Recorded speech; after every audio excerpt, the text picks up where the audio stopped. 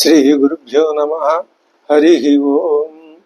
దంతాంజలేన ధరణీతలమున్నమయ్య పాతాళకేళిషు ధృతాది వరాహలీలం ఉల్లాఘనోత్ఫణ ఫణాధర గీయమాన క్రీడావదానమిభరాజముఖం నమామ. అమరీ కబరీ భార భ్రమరీ ముఖరీకృతం దూరీకరోతు దురితం గౌరీ చరణ పంకజం ఇందీవరదళశ్యామం ఇందిరానందకందళం వందారు జన మందారం వందేహం యదునందనం. వాగర్ధావివ సంపృక్తౌ వాగర్ధ ప్రతిపత్తయే జగతః పితరౌ వందే పార్వతీ పరమేశ్వరౌ. ఆపదామపహర్తారం దాతారం సర్వసంపదాం లోకాభిరామం శ్రీరామం భూయో భూయో నమామ్యహం. బుద్ధిర్బలం యశోధైర్యం నిర్భయత్వమరోగత అజాడ్యం వాక్పటుత్వం చ హనుమస్మరణాత్ భవేత్. శ్రీ గురుభ్యో నమ. హరి ఓం. ఇప్పుడు రావణాసురుడు ఆ ఉదయకాలంలోనే లేచి కామోన్మత్తుడై సరాసరి అశోకవనానికి వచ్చి అమ్మవారి ఎదురుకుండా నిలబడ్డాడు. ఇప్పుడు ఆ రావణాసురుడు అమ్మవారితో మాట్లాడబోతున్నాడు. ఏం మాట్లాడబోతున్నాడు అంటే ఒకటే విషయం. అతడు కామోన్మత్తుడు కాబట్టి, ఉచ్చ నీచ భేదాలు లేనివాడు కాబట్టి, ఆత్మానాత్మ విభేదం తెలియనివాడు కాబట్టి, ఈ లోకమే శాశ్వతం, ఇంతకంటే మించినది మరొకటి లేదు అనేటటువంటి ఒకానొక మూర్ఖ బుద్ధి కలవాడు కాబట్టి, కామాదులే ఇంద్రియాలకి మూలం, ఇంద్రియాలు కామాదుల కోసమే ఉన్నాయి అనేటటువంటి విషయాన్ని అతడు ఎన్నో జన్మల నుంచి బాగా నమ్ముతూ ఉన్నవాడు కాబట్టి, తమోగుణ రజోగుణ భూయిష్ఠుడు కాబట్టి, ఇంకా ఆ స్థితి బాగా ఉన్నతోన్నత స్థితికి, ఉన్నతోన్నత అనే మాట అనకూడదు, అధమ స్థితికి చేరుకున్నది కాబట్టి, ఇప్పుడు ఆ మూర్ఖత్వానికి ప్రతీకగా అమ్మవారితో అంటున్నాడు. స తాం పతివ్రతాం దీనాం నిరానందాం తపస్వినీం. రెండు విషయాలు తెలియవు. ఆమె పతివ్రత, నిరానంద. పతికి దూరంగా ఉండటం చేత నిరానంద, ఆనందం అన్నది ఆమెకు దూరంగా ఉన్నది. అసలు ఆమె పతివ్రత, పతిని అనుసరించిన వ్రతము కలది. రెండు దృక్పథాలతోనూ ఇది మనకి స్వీకారయోగ్యం. ఏమి? సీతారాములు ఆది దంపతులు, సీత మహాపతివ్రత, ఆమెకు రాముడే సాక్షాత్తు పరమ దైవం కాబట్టి, పతిని అనుసరించున్నది కాబట్టే ఆమె ఆ పతితో పాటు అరణ్యాలకు కూడా వచ్చిందని మనం చెప్పుకున్నాం. ఆమె పతిని తప్ప అన్యులని కన్నెత్తి చూడదు అని ఈ రావణాసురుడికి తెలియదు, తెలుసు. కానీ అహంకారం ఆమెను జయించి, ఆమె భావాన్ని నిర్జించి, ఆమెలో తనకి సంబంధించిన ఆ భావాన్ని ఎక్కడైనా మూల ఉంటే రెచ్చగొట్టి తన స్వాధీనురాల్ని చేసుకోవాలి అని అతడి దురాశ. ఇది కథాపరంగా. పతివ్రత అంటే అమ్మవారు నిర్గుణ రూపంగా శక్తి స్వరూపిణి, అయ్యవారు ఆనంద స్వరూపుడు, చిత్స్వరూపుడు, ఎరుక, జ్ఞానం. ఈ రెండు ఒకటే కాబట్టి మనం రెండని విడిగా ఎందుకు చూస్తున్నాము అంటే, శక్తి వేరు జ్ఞానం వేరు అనుకుంటున్నాం కాబట్టి. నిజానికి వేరని అనుకోవడం దోషమేం కాదు. లౌకిక ధర్మం ప్రకారం అనుకుంటాం. కానీ వెంటనే శక్తి జ్ఞానాన్ని విడిచిపెట్టి ఉండదు అని, అది పాతివ్రత్యం అంటే. అటువంటి పతివ్రత అని నిరానంద అని అతనికి తెలియదు. ఇప్పుడు ఆయన ఏం చేస్తున్నాడు? సాకారై మధురై వాక్యై హస్తాది ముఖ సంజ్ఞలతో సాకారంగా, అంటే తాను తన యొక్క భావాన్ని కేవలం నోటితో చెప్పటమే కాక చేతులతోటి, ముఖంతో, కళ్ళతోటి, ఆ ఉచ్చారణలో హెచ్చుదగ్గులతోటి ప్రకటిస్తున్నాడు. అది ఏదో గొప్ప కళ అనుకుంటున్నాడు, అది గొప్ప విద్య అనుకుంటున్నాడు రావణాసురుడు. న్యదర్శ వాక్యైర్న్యదర్శయత రాఘవ అదర్శయత రావణ. రావణాసురుడు తన మనసులో మాటలు అంటున్నాడు, భావాల్ని ప్రదర్శిస్తున్నాడు. మాన్ దృష్ట్వా మొట్టమొదటి ఎక్కడ ప్రారంభించాడు? అంత దూరం నుంచే చూసుకుంటూ వస్తున్నాడు. ఆ వస్తూ ఉన్న రావణాసురుణ్ణి అంత దూరంలోనే గమనించిన అమ్మవారు తన ఇలా ముడుచుకొని పోయి తన శరీర భాగ సౌందర్యం కనపడకుండా, ఇతరులకి ఆకర్షణీయంగా కనపడకుండా ఆచ్ఛాదించుకుంటూ భయంతో వణికిపోతూ ఉన్నది. అదిగో అక్కడి నుంచి ప్రారంభిస్తాడు. మాన్ దృష్ట్వా నాగనాసోరు, హే నాగనాసోరు, ఓ సుందరి సీత, నువ్వు నన్ను చూసి గుహమాన స్తనోదరం, స్తనములను ఉదరమును నువ్వు గుహమాన పరిరక్షించుకుంటున్నావు, దాచేసుకుంటున్నావు. అదర్శనమివాత్మానం, నిన్ను నువ్వు ప్రదర్శించుకోకుండా అదర్శనంగా అంటే కనపడకుండా చేసుకుంటున్నావు. భయాన్నే త్వమిచ్చసి, నాకు భయపడి నువ్వు నీ ముఖం చాటేయాలని అనుకుంటున్నావా? అంటే నీలో భయం ఎక్కువగా ఉందా? భయం అంటే ఏమిటో తెలియదుగా రావణాసురుడికి. అమ్మవారు అభయ నిర్భయ, కానీ ఆ సంగతి భయంతో కూడిన రావణాసురుడికి తెలియదు. రావణాసురుడిలో ఉన్న ఒకే ఒక్క భయం మృత్యు భయం. దాన్ని నేను నివారించేశాను, జయించేశానని అనుకుంటున్నాడు. మృత్యువు అనేది ఉన్నది అని అనుకోవటమే మృత్యు భయం, అది అజ్ఞానమే. మృత్యువు ఉన్నది అనుకోవటం అజ్ఞానం. మృత్యువు లేదా? లోకంలో ఎంతమంది మరణిస్తున్నారు? దానికి తత్వశాస్త్రం, ఓ వేదాంత శాస్త్రం సరైన జవాబు చెప్పింది. సరే, ఇప్పుడు నువ్వు నాతో భయపడి నా నుంచి నువ్వు ముఖం చాటేసుకోవాలని చూస్తున్నావా? భయం వల్ల. నిజానికి అమ్మవారికి భయం ఏమి? సర్వత్రా వ్యాపించినటువంటి మహాశక్తి స్వరూపునికి భయం లేదు. ఆ సంగతి ఇతడికి తెలియదు. ఇతడికి భయం ఉంది. ఏమిటా భయం? మృత్యు భయం. అదే చెప్తున్నాడు. కామయే త్వాం విశాలాక్షి, హే విశాలాక్షి, త్వాం అహం కామయే, నేను నిన్ను కోరుతున్నాను. బహుమన్యస్వ మాం ప్రియే, నన్ను బహుమానించు, నన్ను గౌరవించు, నన్ను ఆదరించు. సర్వాంగ గుణ సంపన్నే సర్వలోక మనోహరే, నువ్వు సర్వలోకానికి మనోహర స్వరూపురాలివి, సర్వాంగ గుణ సంపన్నురాలివి. ఎంతసేపు బాహ్య దృష్టి, నువ్వు అందరినీ ఆకర్షిస్తావు. నీ యొక్క శరీర అవయవాలు అన్నీ చక్కగా పొందికగా ఉంటాయి. అది రావణాసురుడికి అమ్మవారిని గురించి ఉన్నటువంటి ఆలోచన, భావన, ఊహ. అంతకంటే మించి అతడికి తెలియదు. మనకేం తెలుసును? అమ్మవారు సర్వశక్తి స్వరూపిణి, సాకారంగా కనిపిస్తే జనకాత్మజ, శ్రీరామ పత్ని. అదే నిరాకార స్వరూపురాలైతే శక్తి స్వరూపిణి, జ్ఞాన స్వరూపిణి, శ్రీమాత, శ్రీ మహారాజ్ని, శ్రీమత్ సింహాసనేశ్వరి అమ్మవారే అని మనం గ్రహించాం. ఎందువల్ల గ్రహించగలిగాం? రావణాసురుడు యొక్క కథ విని దృష్టాంతం వల్ల గ్రహించగలుగుతున్నాం. మళ్ళీ ఎందుకు రావణాసురుడు కథ?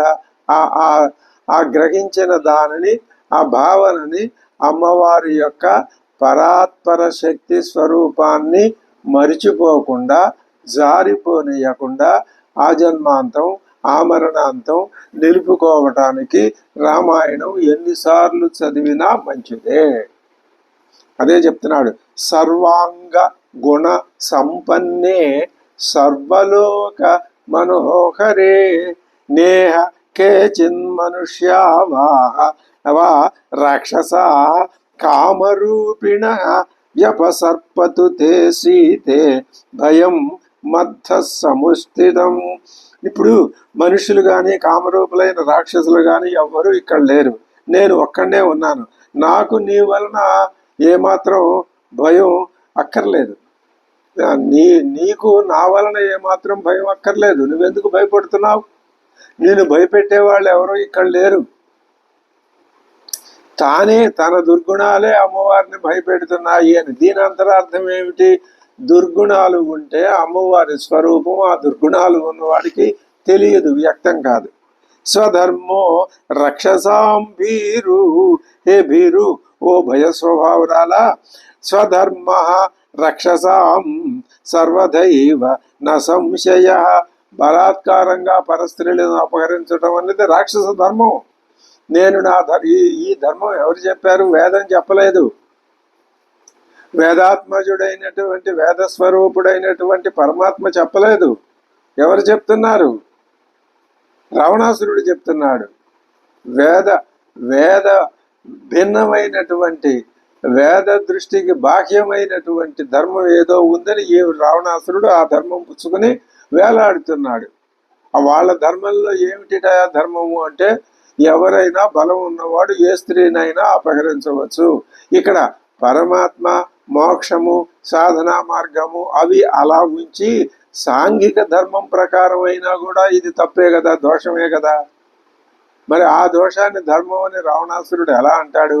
అందుకైనా అతడికి శిక్ష పడవలసిందే కదా. వాలికి శిక్ష ఎందుకు పడింది? వాలికి మరణ శిక్ష ఎవరు అమలు జరిపారు? పరమాత్మే అమలు జరిపాడు. ఎందుకు అమలు జరిపాడు? వాలి చేసింది తప్పు. తన తమ్ముడి, ఆయన అదే ఆ కారణమే చెప్పాడు, తన తమ్ముడి భార్యని బలాత్కారంగా తన సొంతం చేసుకున్నాడు. అందువల్ల అతడికి మరణ శిక్ష. అది బాహ్య కారణం. ఆంతర కారణం, కిష్కింధ రాజ్యంలో వాలి కాలంలో వేద ధర్మాన్ని అతడు నిరోధించాడు. ఇదే వేద ధర్మాన్ని నిరోధించటం కాబట్టి అతడికి మరణ శిక్ష. ఇప్పుడు ఇతడు కూడా ఏం చేస్తున్నాడు? వేద బాహ్యమైన ధర్మాన్ని ఇదే ధర్మం అంటున్నాడు. ఒక పక్కనేమో తెల్లవారుజామున వేదాలు వెల్లిస్తున్నారు, ఆ వేద వ్యతిరేకమైన ధర్మాన్ని ఈయన నెత్తినేసుకొని చెప్తున్నాడు. కాబట్టి ఇతడికి ఇంకా శిక్ష స్పష్టంగా కనపడిపోతుంది కదా, మరణ శిక్షే. అంటే మరణ శిక్షకు మనం అంతరార్థం చెప్పుకోవాలి. ఏమంటే ప్రాణుల్ని చంపడానికే పరమాత్మ ఆవిర్భవించాడా? కాదు. ఆయనకి దృష్టిలో అంతా ఒకటే, ఇదంతా ఆయన విభూతి. మరి దీనికి అర్థం ఏమిటి? దీనికి అర్థం ఏమిటి అంటే, పుట్టిన ప్రతి ప్రాణి ఏదో ఒక సమయంలో మరణించక తప్పదు. ఏదో మరణ సమయానికి ఏదో కారణం వస్తుంది. ఆ కారణం నిమిత్త మాత్రం అతడు తెచ్చుకున్నదే. శరీరం ఎవరు తెచ్చారు? పరమాత్మ పట్టుకొచ్చి ఈ శరీరం ఇచ్చాడా? ఆ రావణాసురుడికి మనకి ఇవ్వలేదు. ఎవరు తెచ్చుకున్నారు? మనమే తెచ్చుకున్నాం. ఎలా తెచ్చుకున్నాం? కర్మవశాత్తు తెచ్చుకున్నాం. మరణించే సమయానికి ఏ గుణాలు బలిష్టంగా ఉన్నాయో మళ్ళీ ఆ గుణాలే ఇంకో శరీరాన్ని తెచ్చుకున్నాయి. ఇది లోకంలో స్పష్టంగా కళ్ళారా కనిపిస్తోంది. అనేక మంది మానవులు ప్రతి క్షణం పుడుతున్నారు. పుట్టిన వాళ్ళల్లో గుణాలు వ్యక్తమవుతున్నాయి. అంటే దాని అర్థం ఏమిటి? ఈ శరీరం గుణాలని తెచ్చుకుందా, గుణాలే శరీరాలను తెచ్చుకున్నాయా అనేది అది ఎంత తెలియదు. శరీరం ఎలా తెచ్చుకుంటుందో అది జడ పదార్థం. గుణాలు జడ పదార్థాలే, కానీ అవి ఒక ప్రవాహ రూపంలో అలా వెడుతున్నాయి. సృష్టిలోనే ఉన్నాయి త్రిగుణాలు. గుణాలంటే త్రిగుణాలే. ఈ త్రిగుణాలే ఒకదానికొకటి కలుపుకోవటం, విడిపోవటం, కలుపుకోవటం, అలా ఆ విధంగా సంగమం ద్వారా వందల వేల గుణాల కింద పరిణమిస్తున్నాయి. కాబట్టి గుణాలు శరీరాన్ని తెచ్చుకున్నాయి. ఆ గుణాలే శరీరాన్ని వదిలేస్తాయి. రావణాసురుడు మరణం అంతే, శ్రీరామచంద్రుడు నిమిత్త మాత్రం. మరి ఎందుకు మరణశిక్ష అంటే ఈ శరీరానికి ఉండగా ఇంకా ఈ శరీరంలో ఈ గుణాల వల్ల ఈ గుణాలు పోయి సత్వగుణం కానీ సత్వగుణాతీతమైనటువంటి పరమాత్మ స్వభావానికి సంబంధించిన గుణాలు కానీ ఆవిర్భవించటం కనీసం సూచనాప్రాయంగానైనా ఉన్నాయని అనుకోవడానికి అందులో అవకాశం లేదు. కాబట్టి ఆ శరీరం పోవలసిందే, ఇంకా అంతకంటే వేరే మార్గం లేదు. ఇంక ఇదే దానికి తాత్వికంగా మనం చెప్పుకునే పరమార్థం. అది అందులో పరస్త్రీలను అపహరించి వాళ్ళని పొందటానికి రాక్షసులకి అధర్మం. అది స్వధర్మ రక్షసాం సర్వదైవ న సంశయ గమనం వా పరస్త్రీణాం హరణం సంప్రమధ్యవా. వాళ్ళని బలాత్కారంగా అపహరించటం పొందటం ఇది రాక్షస ధర్మం. స్పష్టంగా చెప్తున్నాడు రావణాసురుడు. ఈ ఈ ఈ ఒక్క భావానికి రావణాసురుడికి 100 సార్లు మరణశిక్ష పడవలసిందే. అంటే దాని అర్థం ఏమిటి? ఇటువంటి భావాలు ఏ రకంగా చూసినా సమాజానికి పనికి రావు. మిగిలిన సమాజంలో ఉన్న మానవులంతా ఆ ఉన్నత స్థితిలో ఒకనొక చక్కటి నాగరికతా స్థితిలో బతకాలి అంటే ఇలాంటివి పనికి రావు. కానీ అలాంటి భావాలనే వ్యక్తపరుస్తున్నాడు రావణాసురుడు. స్వధర్మో రక్షసాం భీరు సర్వదైవ న సంశయ గమనం వా పరస్త్రీణాం హరణం సంప్రమధ్యవా ఏవం చైతదకామాంతు నత్వాం స్పృక్ష్యామి మైథిలి. మళ్ళీ అందులో కూడా ఒక నీతి చూపిస్తున్నాడు ఈ మహానుభావుడు. నీవు అకామవు, నేను ఇప్పుడు సకాముడిగా ఉన్నాను. నీవు కూడా సకామురాలవైతే ఇంకా బాధ లేదు. కానీ నీవు అకామురాలుగా ఉన్నావు కాబట్టి అహం త్వాం నస్పృక్ష్యామి, నేను నిన్ను తాకను. ఇది ఏదో ఒక గొప్ప వరం ఇచ్చినట్టు. కామం, రావణాసురుడు పొరపాటు పడుతున్నాడు. మాటలతో బాధించటం కూడా ఆ కోవకే వస్తుందని వాడికి తెలియదు. కేవలం ఆ తమో గుణం లక్షణం, అది రాక్షస స్వభావం. అదే ఎవరిలో అయితే తమో గుణం రజోగుణం విపరీతంగా ఉంటాయో అదే రాక్షస స్వభావం. ఆ లంబోదరి వికటోదరి అని వర్ణించాడే రాక్షసుల్ని, వీళ్ళని నాతి వామన నాతి హ్రస్వ అని వర్ణించిన అవన్నీ బాహ్య లక్షణాలే తప్ప నిజంగా రాక్షస లక్షణం అంటే తమో గుణ రజోగుణాలు విజృంభించి పట్టపగ్గాలు లేకుండా శరీరాన్ని పరిపాలిస్తూ ఉంటే అదే రాక్షస స్వభావం. కామం కామ శరీరే మే యథా కామం ప్రవర్తతాం. సహజంగా నేను కామాతురుణ్ణి, నాలో కామ వికారాలు ఎంతగా రెచ్చగొట్టని, నా మీద ప్రేమ లేనంత కాలం నిన్ను నేను స్పృశించను. కామం కామ శరీరే మే యథా కామం ప్రవర్తతాం. దేవి నేహ భయం కార్యం మయి విశ్వసిహి ప్రియే. నన్ను గురించి నువ్వేమీ భయపడాల్సిన పని లేదు. అంటే అమ్మవారికి ఏదో ఈ విధంగా ప్రలోభ పెట్టడం, ఇది కూడా ప్రలోభ పెట్టే విషయంలో నీలో కామం ఉంటేనే నేను నిన్ను స్పర్శిస్తాను అనటం కూడా ప్రలోభ పెట్టడంలో ఒక విధం. అది రకరకాలు కామరూపులు కదా. కామరూపులు అంటే కామ ఆలోచనలు కూడా కలవాళ్ళు. ప్రణయస్వచ తత్వేన మైవం భూగు శోకలాలస. నువ్వు శోకలాలసము కావద్దు. మాము ప్రణయస్వ. ఈ ప్రణయం అనే మాట ఆ కాలంలోని ప్రణయం, ప్రేమ. ఈనాడు కూడా రాజ్యం వెళ్తోంది ఈ ప్రణయం అనే మాటే. నన్ను మనస్ఫూర్తిగా ప్రేమించు, నువ్వు శోకించద్దు. నువ్వు ఎలా ఉన్నావు? ఒకే జడ ఏకవేణి ధరవై ఉన్నావు, నేల మీద పడి ఉంటున్నావు, ఎల్లప్పుడూ ఆలోచిస్తున్నావు, మలిన వస్త్రాలు ధరించావు, నిష్కారణంగా ఉపవాసాలు చేస్తున్నావు. ఇవన్నీ ఏమాత్రం బాగున్నాయి అంటున్నాడు. ఏకవేణీధరాశయ్యా ధ్యానం మలినం అంబరం అస్థానేప్యుపవాసశ్చ నైతాన్యౌపయికానితే. ఇవి నీ పట్ల తగినవిగా లేవు. ఓ సీత, నువ్వు నన్ను చేరితే నీకు ఇలాంటి దుస్థితి పోతుంది. చిత్ర విచిత్రాలైన మాలలు, చందనాలు, అగరులు, అనేక విధాలైన మేలిమి రకానికి చెందిన వస్త్రాలు, దివ్యాభరణాలు, శ్రేష్టములైన పానీయాలు, తల్పాలు, ఆసవాలు, నృత్యగీత వాద్యాలు, ఎన్నో నీకు ఎన్ని కావాలంటే అన్ని సిద్ధంగా ఉంటాయి. విచిత్రాణి చ మాల్యాని చందనాని అగరూణి చ వివిధాని చ వాసాంసి దివ్య ఆభరణాని చ మహార్హాణి చ పానాని శయనాన్యాసనాని చ గీతం నృత్తం చ వాద్యం చ లభమాం ప్రాప్య మైథిలి. నన్ను గనక చేరినట్లయితే ఇవన్నీ నీకు లభిస్తాయి, లేకపోతే ఈ శిక్ష తప్పదు. ఆ స్త్రీ రత్నమసి, నువ్వు స్త్రీలలో రత్నం వంటి దానివి కదా, ఇలా ఉండటం మైవంభూ, నువ్వు ఇలా ఉండకూడదు. స్త్రీరత్నం ఇలా ఉంటుందా?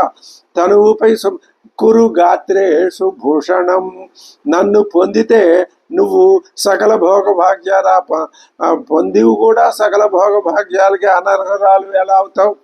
అంటే నన్ను పొందావు కాబట్టి నువ్వు భోగభాగ్యాలకు అర్హురాలివి. స్త్రీ రత్నమసి మైవంభూ కురు గాత్రేషు భూషణం మాం ప్రాప్యగి కథం ను స్యాహ త్వమర్హ సువిగ్రహే ఇదంతే చారు సంజాతం యౌవనం వ్యతివర్తతే. ఓ సీత, నీ యౌవనం వ్యర్థంగా గడిచిపోతున్నది కదా. ఆ తారుణ్యం, యౌవనం, తరుణ ప్రభ, ఆ యౌవన శోభ గనక తగ్గిపోతే శీఘ్రంగా ప్రవహించే నదీ జలం మళ్ళీ వెనక్కి వస్తుందా? రాదు. ఇదంతే చారు సంజాతం యౌవనం వ్యతివర్తతే యదతీతం పునర్నయితి. అతీతం పునర్నయితి, వెళ్ళిపోయింది, మళ్ళీ రాదు. గడిచిన కాలం మళ్ళీ రాదు. శ్రోత శీఘ్రం అపామివా. ఓ సుందరి, రూపశిల్పి అయిన బ్రహ్మ నిన్ను సృష్టించిన తర్వాత ఇంకా తన దృష్టి రచనా కార్యక్రమాన్ని చాలించేశాడు. ఎందుకని? ఉత్తమోత్తమ స్త్రీని సృష్టించాను, ఇంకా నేను ఇలాంటి స్త్రీని సృష్టించలేను అనుకున్నాడు. త్వాం కృత్వా ఉపరతః మన్యే రూపకర్త స విశ్వశ్రుడు. ఆ విశ్వశ్రుడు బ్రహ్మదేవుడు నిన్ను సృష్టించి ఏం చేశాడు? ఉపరతః, ఇంకా స్త్రీ సృష్టి అనే కార్యక్రమాన్ని విరమించుకున్నాడు. ఎందుకంటే నీకు సాటి కాగల సౌందర్యవతి ఈ లోకంలో మరి ఒకటి లేదు కదా. మరొకటి ఉంటే నీ తర్వాత ఆవిడ్ని సృష్టించాడని అనుకోవచ్చు. అంటే నువ్వు సౌందర్యానికి ఓ పరాకాష్ఠకు చెందిన దానివి. నహి రూపోపమా త్వన్యా తవ అస్తి శుభదర్శనే. త్వాం సమాసాద్య వైదేహి రూప యౌవనశాలిని కః పుమాన్ అతివర్తేత సాక్షాదపి పితామహ. ఇది బ్రహ్మదేవుడిలో ఒక లోపాన్ని కనిపెట్టాడు. సరస్వతి ఆయన సృష్టియే అనే ఆ విషయాన్ని అదే బహుశా దృష్టిలో పెట్టుకొని ఇక్కడ వాడి పాండిత్యాన్ని రావణాసురుడు ప్రయోగిస్తున్నాడు. చక్కని రూపం, నిండు యౌవనం కలిగిన నిన్ను పొందినవాడు సాక్షాత్తు సృష్టికర్త అయిన పితామహుడైనా సరే నిన్ను విడిచిపెట్టాడు.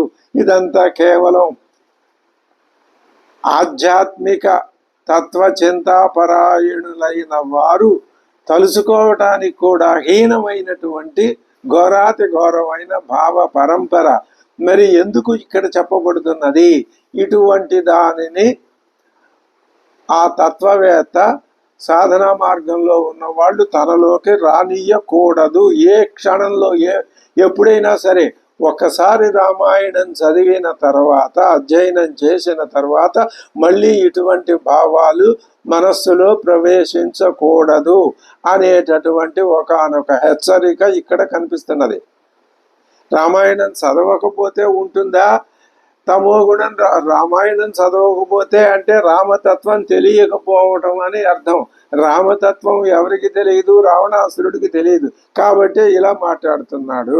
అదే చెప్తున్నాడు.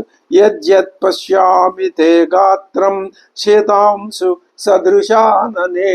ఓ చంద్రుడితో సమానమైన ముఖం కలిగిన ఓ సీత, యద్యత్ పశ్యామి తే గాత్రం, నీ యొక్క శరీరాన్ని అమ్మవారు మనస్సు, ఆలోచన, ఆ దృక్పథం ఈ రావణాసురుల్లో ఎక్కడా ఉన్నట్టు కనపడటం లేదు. ఎంతసేపు శరీరాన్ని చూసి ఆయన ఇష్టం వచ్చినట్లుగా మాట్లాడుతున్నాడు.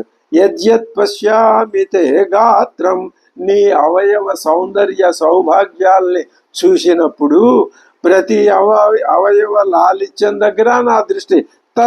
తస్మిన్ తస్మిన్ పృథుశ్రోణి చక్షుర్మమ నిబధ్యతే.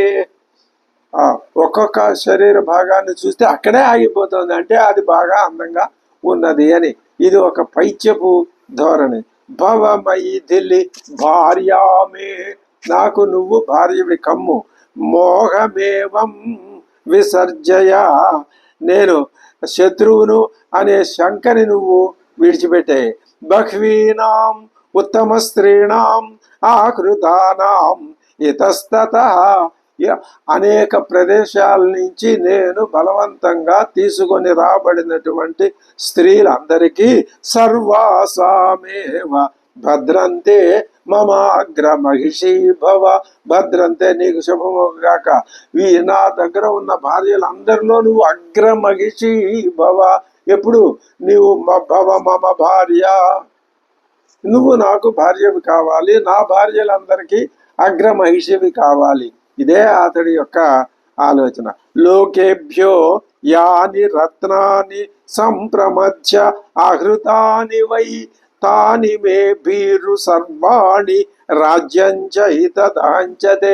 నేను లోకంలో ఎన్నో రత్నాలు, వజ్రాలు, వైడు, ఎక్కడ ఏది గొప్పది ఉంటే అవన్నీ లాక్కుచ్చి పడేశాను, అవన్నీ నీకు సమర్పించేస్తాను. తర్వాత రాజ్యంచ హితదహం, నా రాజ్యం అంతా నీదే. ఓ ఓ ఓ సీత, ప్రసిద్ధాలైన నగరాలతో నిండిన ఈ సమస్త భూమండలాన్ని నేను జయించగలను, నాకంత భుజబలం ఉన్నది. అది జయించి నీ కోసం నీ తండ్రికి ఇస్తాను. ఇదొక పిచ్చి ఆలోచన. విజిత్య పృథివీం సర్వాం నానా నగరమాలినీం జనకాయ ప్రదశ్యామి తవ హేతో విలాసిని. హే విలాసిని, ఇది కూడా ఇది మూర్ఖపు దృష్టి, అనాత్మ. ఈ రావణాసురుడు చెప్పే ఈ మాటలన్నీ అనాత్మకి ప్రతీకలు, అనాత్మ లక్షణాలే ఇవి. ఏమిటి? ఆ జనకుడు ఆయన విదేహాధిపతి, ఆయన జీవన్ముక్తుడు, ఆయన రాజర్షి, ఆయనకి సంపద మీద కోరిక లేదు, రాజ్యాన్ని నిమిత్త మాత్రంగా ఉండి రాజధర్మాన్ని నిర్వహిస్తున్నాడు. కామంతో, కోరికతో, భోగ ఆసక్తితో రాజ్యం దశరథుడు అంతే, జనక మహారాజు అంతే. వాళ్ళకి రాజ్య భోగాల మీద ఆసక్తి లేదు. దశరథుని కంటే ఎక్కువ జనకుడు. అటువంటి సంపదల మీద కోరిక లేనటువంటి జనకుడికి ఈ ప్రపంచం అంతా జయించి ఈయనిస్తాట. ఇది చాలా అసంబద్ధమైనటువంటి ఆలోచన.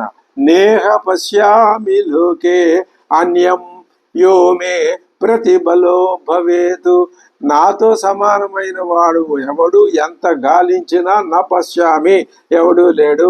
రణరంగంలో నా పరాక్రమాన్ని గురించి నువ్వు తెలుసుకోగలవు. ఎటువంటిది నా పరాక్రమం? సాటి లేని పరాక్రమం. పశ్యమే సుమహద్వీర్యం అప్రతిద్వంద్వం ఆహదే, నాకు ఎదురు లేదు. అటువంటి పరాక్రమాన్ని కావాలంటే నువ్వు చూడవచ్చు. ఎప్పుడు ఈ ప్రపంచంలో ఎదురు ఎవడైతే ఉంటాడో వాళ్ళందరినీ జయించి ఆ మొత్తం రాజ్యాన్ని అంతా నేను మీ తండ్రి అయిన జనక మహారాజుకి ఇస్తాను. అసకృత్ సంయుగే భగ్న మయా విమృది తధ్వజాః అశక్తాః ప్రత్యనీకేషు స్థాతుం మమ సురాసురాః. నేను సురాసురుడు ఎంతమందినో ఒకసారి కాదు అనేక అసకృతు అనేక పర్యాయాలు యుద్ధంలో జయించి పారేశాను. విమృతి తధ్వజా, వాళ్ళని ఓడించాను, వారి ధ్వజాల్ని భగ్నం చేశాను. వాళ్ళు ఎవ్వరూ కూడా అసలు నేను రావణాసురుడికి శత్రువుని అని వచ్చి చెప్పుకొని నా ఎదురుకుండా శత్రువులాగా నిలబడే వాళ్ళు ఎవ్వరూ సురాసురుల్లో లేరు. ఇంకా నన్ను జయించేవాడు ఈ పృథ్వీ మండలం మీదే లేడు. ఇచ్చయా క్రియతామద్య ప్రతికర్మ తవోత్తమం. ఇప్పుడు నీకు నచ్చిన విధంగా నువ్వు ఆలోచించుకో, అలంకరించుకో. కాంతుల్ని విరజిమ్మే సొమ్ముల్ని ధరించు. అలంకరించబడిన నీ రూపాన్ని నేను కళ్ళారా చూస్తాను. ఇచ్చయా క్రియతా మధ్య ప్రతికర్మ తవోత్తమం సప్రభాణ్యవసజ్యంతాం తవాంగే భూషణాని చ.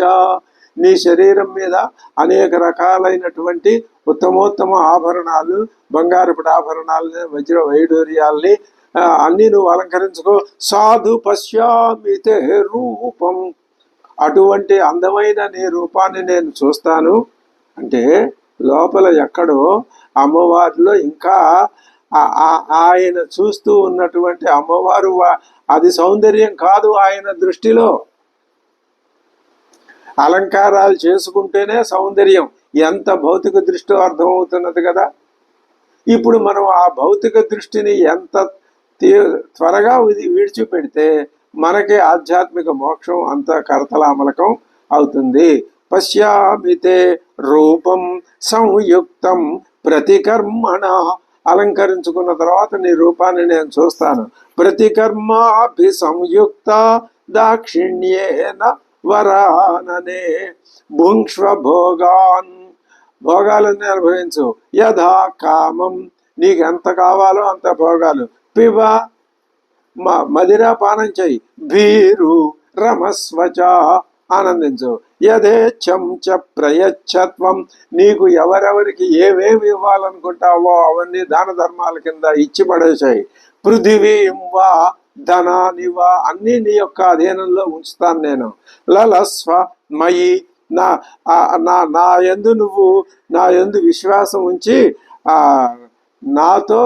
నా యందు రమించు.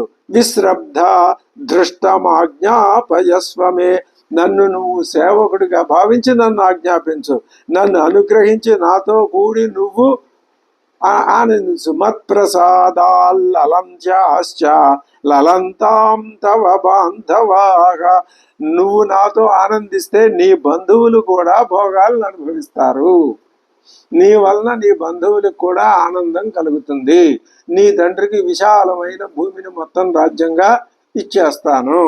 లలస్వ మయి విశ్ర. భౌతిక దృష్టికి పరాకాష్ట, ఇంకా ఇంతకంటే దృష్టి లేదు. విశ్రబ్ధ దృష్టమాజ్ఞాపయస్వచ మత్ప్రసాదాత్ లలంత్యాశ్చ లలంతాం బాంధవాస్తవ వృద్ధిం మమానుపశ్యత్వం. ఒకసారి నా వంక చూసి నా ఐశ్వర్యాన్ని, తేజస్సుని, కీర్తిని బాగా నువ్వు తేరిపార చూచి పరిశీలించి చూడు. నారచీరల్ని ధరించి ఉన్న రాముడి వల్ల నీకేం ఒరుగుతుందమ్మా? రిద్ధిమ్మమానుపశ్య. నా సమృద్ధి ఏమిటో, నా సంపద ఏమిటో, నా భోగభాగ్యాలు ఏమిటో, నా వస్తుజాతం ఏమిటో, నా రాజ్యం ఏమిటో, నా దగ్గర ఉన్నటువంటి సంపద ఏమిటో ఒకసారి చూడు. శ్రియం భద్రే యశస్యమే. అంతేకాదు నా కీర్తి ఏమిటో చూడు. కిం కరిష్యసి రామేణ సుభగే చీరవసస. ఉట్టి నారచీరలు కట్టుకున్నాడు. ఆయన దగ్గర ఏముంది? ఆ రావణాసురుడి యొక్క కేవల భౌతిక స్వరూపాన్ని ఎంత తీవ్రంగా, ఎంత లోతుగా వర్ణిస్తే ఆధ్యాత్మిక పరులైన వాళ్ళకి అంత ప్రపంచం మీద వైరాగ్యం కలగాలి. ఇదే రావణాసురుడిలో ఇటువంటి భావాల్ని వాల్మీకి వర్ణించటం వల్ల ప్రయోజనం. వైరాగ్యం కలగాలి. ఇది కాదు, ఇది కాదు అని. నిక్షిప్త విజయో రామో. రాముడి జయం గతశ్రీ వనగోచర. ఆయన విజయం లేదు, విజయాన్ని పొందలేదు. విజయం ఆయనకు దూరం అయింది. గతశ్రీ సంపదలు దూరం అయినాయి. వనగోచర అడవుల్లో ఉన్నాడు. వ్రతి ఏమిటో నియమాలట, నిష్ఠ. స్థండిలశాయి నేల మీద శయనిస్తున్నాడు. శంకే జీవతివా నవా. అసలు ఇంకా ఆయన జీవించి ఉన్నాడో లేదో కూడా నాకు అనుమానంగానే ఉన్నది. ఇది రాముణ్ణి గురించినటువంటి రావణాసురుడి యొక్క భావన. అమ్మవారిని గురించిన భావన ఏమిటో ఇప్పటిదాకా సవిస్తరంగా చూశాం. అమ్మవారిని గురించిన భావన ఏమిటి? నువ్వు ఆభరణాలు ధరించడానికి తగిన యోగ్యురాలవి. నన్ను చూసి నీ శరీరాన్ని దాచుకోవద్దు. నీ శరీరం ఈ విధంగా ఆభరణ రహితంగా ఉంటే బాగలేదు. ఎన్ని ఆభరణాలు కావాలంటే అన్ని ధరించు. నీకు సంపద ఇస్తాను, నీ బంధువులకి సంపద ఇస్తాను, నీ తండ్రి గారికి రాజ్యం ఇస్తాను. ఈ నువ్వు ఎలా ఇవ్వగలవు అని నన్ను నువ్వు శంకించక్కర్లేదు. నా యొక్క బల పరాక్రమాలకి లోకంలో ఎదురు లేదు. నేను దేవతల్ని రాక్షసుల్ని ఎన్నోసార్లు జయించాను, ఒకసారి కాదు. నువ్వు రాముణ్ణి ఇంకా నమ్ముతున్నావు. ఆ రాముడు ఆయనకు ఇంతవరకు ఏ విజయం పొందినవాడు కాదు. అడవుల్లో ఉంటున్నాడు, వ్రత నియమాలు జరుపుతూ ఉన్నాడు, జటాచేర వాససుడుగా ఉన్నాడు, అరణ్య వ్రతాన్ని పరిపాలిస్తున్నాడు. అసలు ఇప్పటిదాకా జీవించి ఉన్నాడు, నిన్ను ఎడబాసిన మరుక్షణమే మరణించి ఉంటాడు. కాబట్టి నువ్వు రాముడి మీద ఏ విధమైనటువంటి ఆలోచన పెట్టుకోవద్దు. నేనే ముల్లోకాలకి అధిపతిని, రాముడు కాదు. చెప్పకుండానే చెప్తున్నాడు రావణాసురుడు. కేవలం భౌతికమే ప్రధానం తప్ప భౌతికాన్ని మించింది మరొకటి లేదని కూడా తన మాటల్లో అర్ధాంతరంగా ధ్వనింపజేస్తున్నాడు రావణుడు. ఇంకా రాముణ్ణి నువ్వు దేనికి ప్రతీకగా తీసుకుంటావు? నువ్వు ముల్లోకాల్లో సౌందర్యవతివి. నిన్ను సృష్టించినటువంటి బ్రహ్మదేవుడు కూడా నిన్ను చేపడితే మళ్ళీ విడిచిపెట్టడు. అటువంటి నీచ భావాల్ని ప్రదర్శించడానికి కూడా ఆ రావణాసురుడి భౌతిక దృష్టి అనుమానించటం లేదు. ఇది నహి వైదేహి రామస్త్వాం ద్రష్టుం వాపి ఉపలప్స్యతే. రాముడు నిన్ను చూడను కూడా చూడలేడు. పురో బలాకై రసితై మేఘై జ్యోత్స్నాభివావృతాం. ఇది ఎలాగా? వర్ష సూచికంగా ఆ కొంగల గుంపులు సంచరిస్తూ ఉంటే నల్లని మేఘాలు దట్టంగా ఆకాశాన్ని ఆవరించేస్తాయి కదా. అందువలన రాత్రి వేళ వెన్నెలలు కనిపించవు. అలాగే నా చెంత చేరినటువంటి నిన్ను రాముడు మళ్ళీ పొందలేడు. అంతేకాదు అసలు నిన్ను చూడను కూడా చూడలేడు. నేను హిరణ్యకశిపుడు ఇంద్రహస్తగత అయిన తన భార్యను తిరిగి పొందగలిగాడు, కానీ నా చేత చిక్కిన నిన్ను రాఘవుడు మళ్ళీ పొందలేడు. నహి వైదేహి రామస్వాం ద్రష్టుం వాప్యుపలప్స్యతే పురో బలాకైరసితై మేఘైర్జ్యోత్స్నామివావృతాం నచాపి మమ హస్తాత్ త్వాం ప్రాప్తుమర్హతి రాఘవః హిరణ్యకశిపు కీర్తిం ఇంద్రహస్త గతామివ చారుస్మితే చారుదతి చారునేత్రే విలాసిని. ఆ అమ్మవారి యొక్క దృష్టి మళ్ళీ ఒకసారి అమ్మవారి సౌందర్యం అతన్ని ఆకర్షించేస్తోంది. అగ్నిలో పడే శలభంలాగా ఎంతసేపు మోహం అదే తప్ప మరొక ఆలోచన అతడిలో లేదు.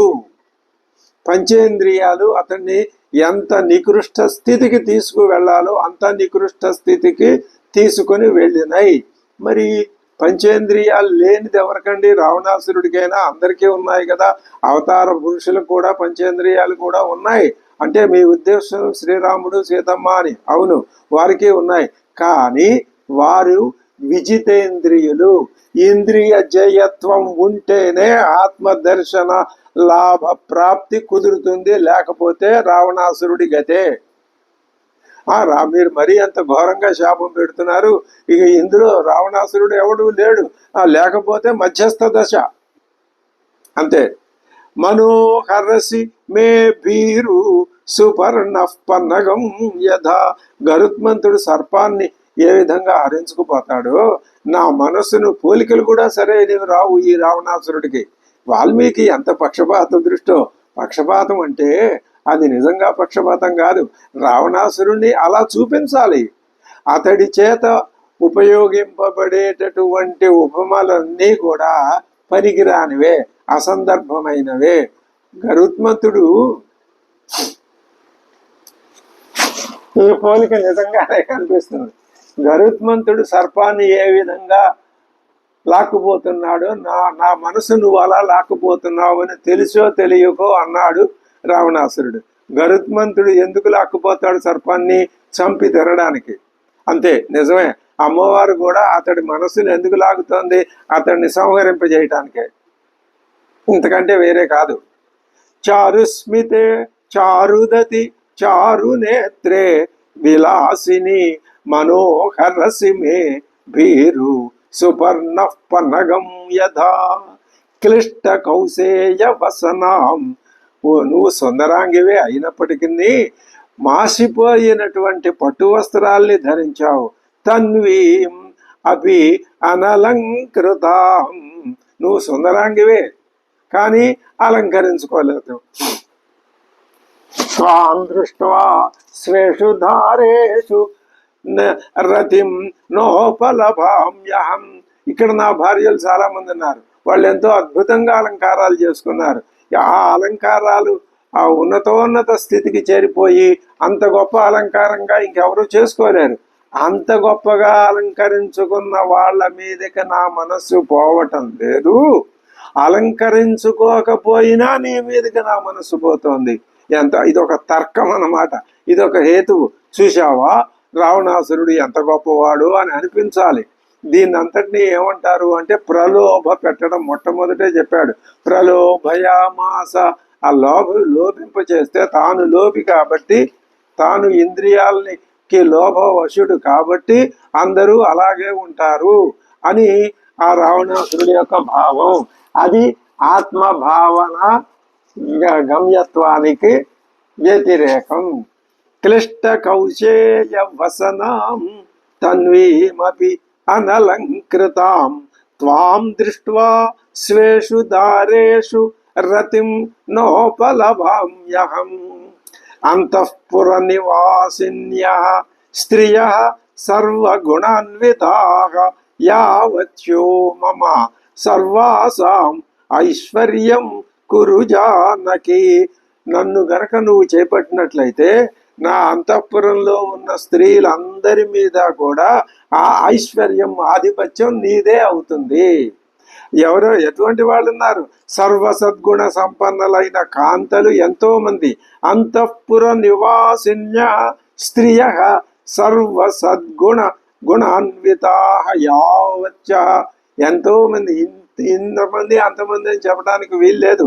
వాళ్ళందరూ సర్వాసాం ఐశ్వర్యం, వాళ్ళందరి మీద నువ్వు ఆధిపత్యాన్ని చలాయించు. మమహి అసిత కేశాంతే.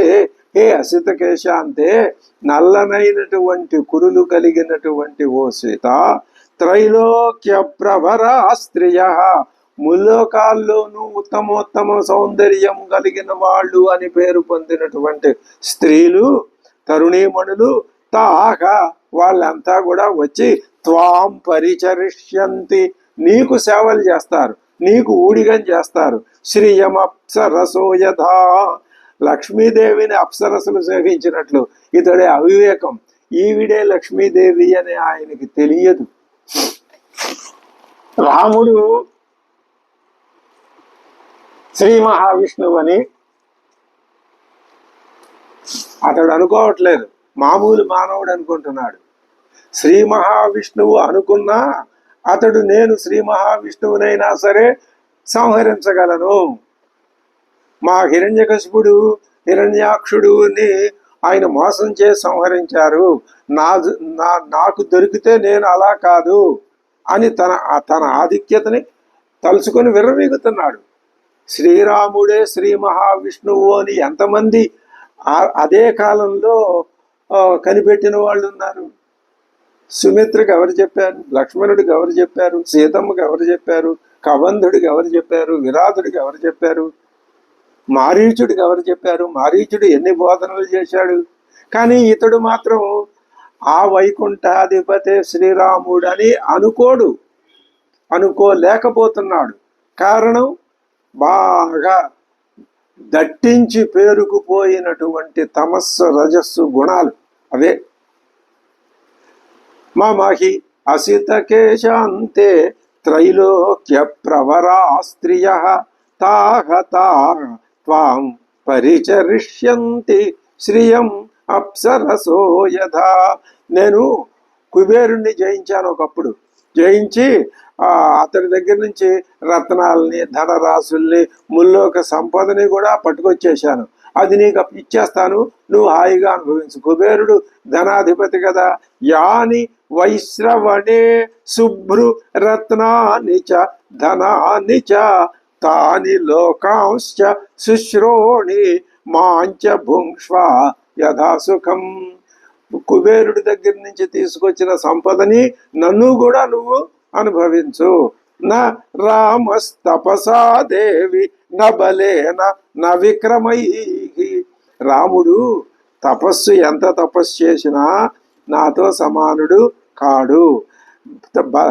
ఎంత బలపరాక్రమాలు కలిగిన వాడైనా నాతో సమానుడు కాడు. ఎంత కీర్తి ప్రతిష్టలు గలవాడైనా నాతో సమానుడు కాడు. ఏ విషయంలోనూ నాతో సమానుడు కాదు ఆ రాముడు. న రామక తపసా దేవి న బలేన న విక్రమై న తపసా న బలేన న విక్రమై ధనేన ధనేన మయా తుల్యగా. ఏ విషయంలో నాతో సమానుడు అంటావు ఆ శ్రీరాముడు? ధనంలోనా, తపస్సులోనా, బలంలోనా, విజయంలోనా, పరాక్రమంలోనా, దేంట్లో? యశసాపివా, కీర్తి ప్రతిష్టల్లో కూడా నాతో సమానుడు కాడు. అందుకని నువ్వు ఇప్పుడు పని చేయి, ఆ రాముణ్ణి గురించినటువంటి ఆలోచనని విడిచిపెట్టాయి. ఇప్పుడు ఏం చేయాలి? నీ కర్తవ్యం ఒకటే నీకు ఎదురుకుండా కనిపిస్తున్నది. ఏమిటది? పీప, శుభ్రంగా హాయిగా సురాపానం చేయి. విహరించు. రమస్వ, రమించు. భుంక్ష్వ భోగాన్, భోగాల్ని అనుభవించు. ధన నిచయం ప్రదిశామి మేదినించ, నీకు భూమి ఇస్తాను, ధన నిచయం ఇస్తాను. మయి లలనే, హే లలనే, మయి లల, నాతో సుఖించు. యథా సుఖం త్వం త్వయి చ సమేత్య లలంతు బాంధవాస్తే. నువ్వు నాతో రమిస్తూ ఉంటే నీ బంధువులు కూడా హాయిగా భోగభాగ్యాలతో రమించేటట్లు నేను వాళ్ళని చేస్తాను. కుసుమిత తరుజాల సంతతాని భ్రమరయుతాని సముద్ర తీరజాని కనక విమలహార విభూషితాంగి విహరమయా సహ భీరు కాననాని. కనక విమలహార భూషితాంగి, ఇలా ఉండవద్దు. కనక విమలమైన స్వచ్ఛమైన బంగారంతో తయారు చేయబడిన ఆభరణాలతో నీ శరీరం అంతా అలంకరించుకొని, హే భీరు, నాతో ఓ పిరికిదానా భయపడకు. నువ్వెందుకు భయపడాలి? మయా సహ విహర, నాతో విహరించు. ఇద్దరం చటపటాలు వేసుకొని విహరిద్దాం పదా. ఎక్కడెక్కడ? కుసుమిత తరుజాల సంతతాని భ్రమరయుతాని సముద్ర తీరజాని కాననాని. సముద్ర తీరంలో ఉన్న అడవుల్లో మనం హాయిగా అవన్నీ కుసుమిత తరుజాలములు కలవి. అటువంటి అడవుల్లో మనం విహరిద్దాం పదా. లేచిరా, నాతో చెయ్యి గలుపు. ఇది రావణాసురుడు అమ్మవారిని ప్రలోభ పెట్టినటువంటి విధానం. ఇప్పుడు ఇంకా అమ్మవారిగా ఆయనతో మాట్లాడాలి, ఆయనకి సమాధానం చెప్పాలి. ఆ సమాధానం ఆవిడ ఎలా చెప్తుంది అనే విషయాన్ని మనం తరువాత భాగంలో తెలుసుకుందాం. స్వస్తి.